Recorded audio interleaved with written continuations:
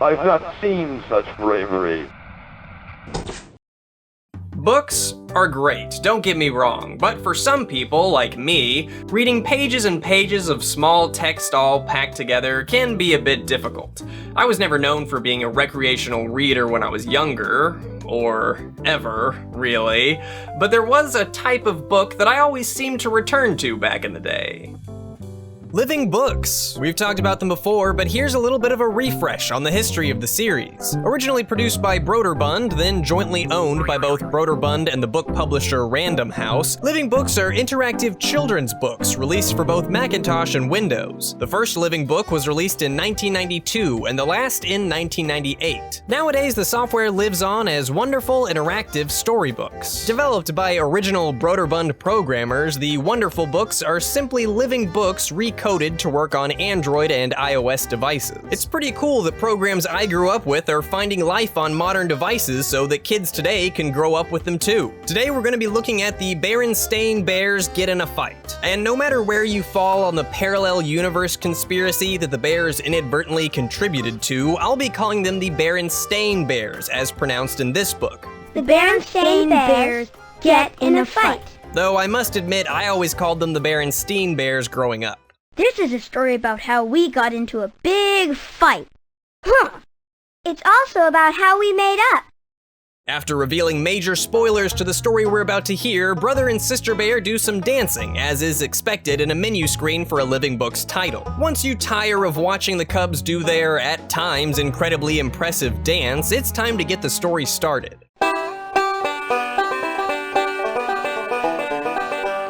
We open at the Berenstain Bears' house, which never looked weird to me when I was little, but now it just looks narrow. I guess that's a downside to growing up. I now question the practicality of living inside a hollowed-out tree. Choosing to play inside the story at the beginning of the game allows us to click around the world of the Berenstain Bears, which was always fun back in the day. We saw the bears in books and on television, but being able to interact with the world a bit made the story feel a bit more personal. Cubs, get up! Your breakfast is ready. I've made your favorite, my famous honey nut pancakes. The story begins chronicling how great the siblings' relationship is. It truly is the rise before the fall. Here we see them politely taking turns using the bathroom, and if you've ever wondered how bears get ready in the morning, this should answer all of your questions.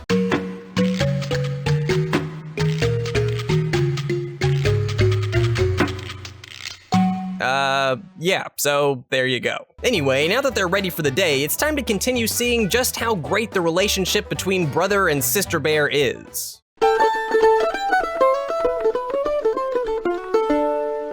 Oh, are you kidding? I know they only just walked down the stairs, but that seemed like some high-quality animation right there. I'm impressed. They said please and thank you at breakfast. Thanks.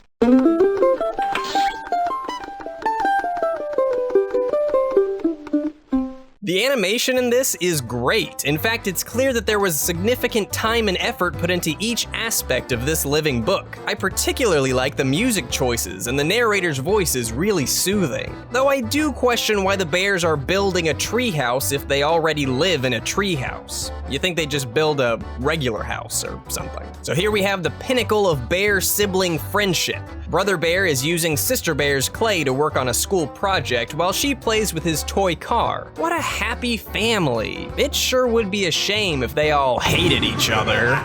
Maybe it was the weather, or maybe it was because the mockingbird slept late. But whatever it was, they got into a big fight. Get your dopey feet out of my face.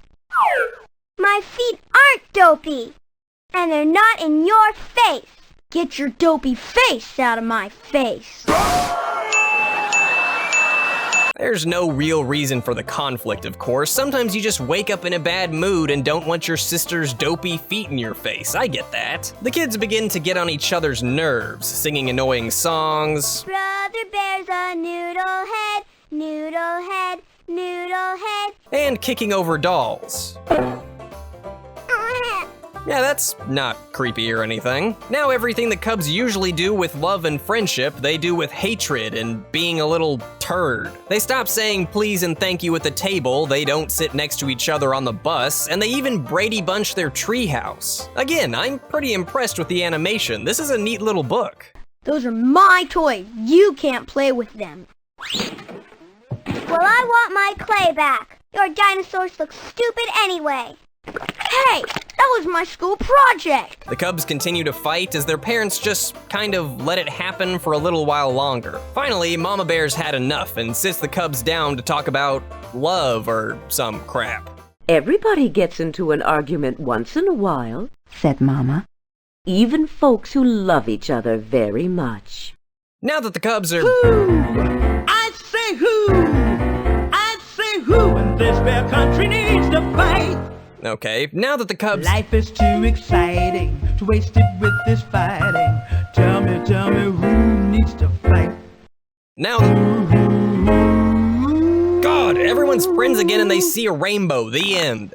You know, the Berenstain Bears were always pretty straightforward with their storytelling. The title of the book says they're gonna get in a fight, so they get in a fight, but we all know it's gonna be A-okay in the end. We need a story with a bit more meat, something we can really sink our teeth into. Arthur's Teacher Trouble was released on December 1st, 1992, the same time as Just Grandma and Me. These are the first entries in the Living Books series, so we shouldn't expect the same level of polish as we saw in the Berenstain Bears. The animation and the opening dance ranges from passable to horrifying, so this should be an interesting ride. It's the end of the first day of school, and while the other students run around and have fun, Arthur's new teacher, Mr. Ratburn, has the students leave the class in alphabetical order, which is honestly the stupidest idea ever. I don't see how making your students leave the classroom in alphabetical order does anything other than solidify you as mad with power. Students who have had Ratburn before give Arthur some warnings about him, saying he'll send Arthur to death row if he makes a wrong move, and that he's actually a vampire with magical powers. Arthur on death row or Arthur versus a vampire teacher would make for super interesting stories. This one's about a spelling bee, so... Despite the title of the book being Arthur's Teacher Trouble, the story is mainly about a spelling bee. But for now, Ratburn gives the students homework after the first day of school. Have a chocolate chip cookie, said Mother. Don't have time, Said Arthur. I have tons of homework.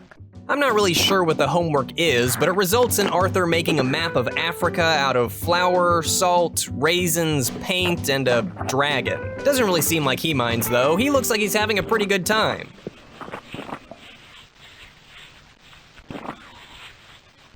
The next day, all of the story we've heard thus far becomes irrelevant. The stories about Ratburn? Pointless. The cookies Arthur's mom was making? Extraneous. Africa might as well not even exist at this point. The only page that is related to the rest of the story is the one where there's a giant trophy for spelling. Ratburn says that there will be a spelling test at the end of the week, which consists of 100 words. I don't even know 100 words. Oh, I bet she's gonna do really well. The top 2 spellers will represent their class in the spelling competition. Why didn't he tell the students about the test the previous day so they had more time to study? Probably the same reason he makes them leave the room in alphabetical order. He's a big, dumb wiener. Arthur and his friends spend the next 2 pages studying, which is about as interesting as it sounds, and when the test rolls around, Arthur aces it 100%. Our class representatives for the Spellathon will be the Brain and Arthur. That, of course, means he needs to study even more because now he's in the spelling competition. The only spelling bee related memory that I have is when it came around in junior high. Everyone had to enter, but the entry test didn't actually count towards a grade in a class. So I intentionally misspelled every word on that test, just so I wouldn't have to go to the spelling bee. Because sometimes underachieving and being lazy is pretty great. For some reason, nobody ever based a children's book or TV show on my school experiences, but maybe one day. Oh man, look at all these words. The next few pages are just a list of words which Arthur spells out when you click on them. I'm assuming that these are the most skipped over pages in the book, so let's take a little bit of a closer look. B-A-L-L-O-O-N.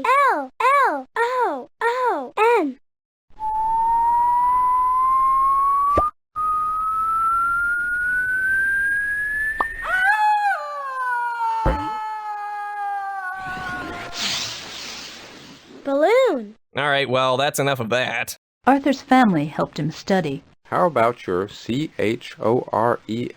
Father asked. Have you made your BED? Mother added. Oh wow, Arthur's mom is really breaking out the big guns here. Bed? How's he supposed to spell that? Arthur studies even more, going so far as to avoid his friends when they want him to come outside and play. I'm sure this is just really exciting to children. This is the kind of fun story that kids want to hear. Hey mom, can you read the story about the kid who studies a lot and avoids having fun with his friends? That one's my favorite. But of course, all that studying pays off, and after a tense couple of rounds, Arthur wins the prestigious spelling award. Preparation, He said. Preparation.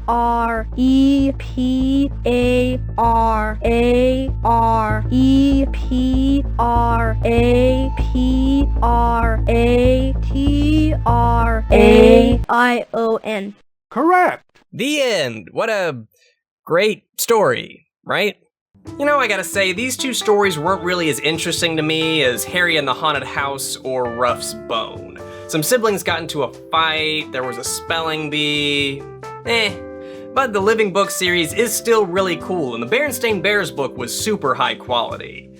And maybe, just maybe, one day I'll live a life that's worthy of being put into a living book. Maybe.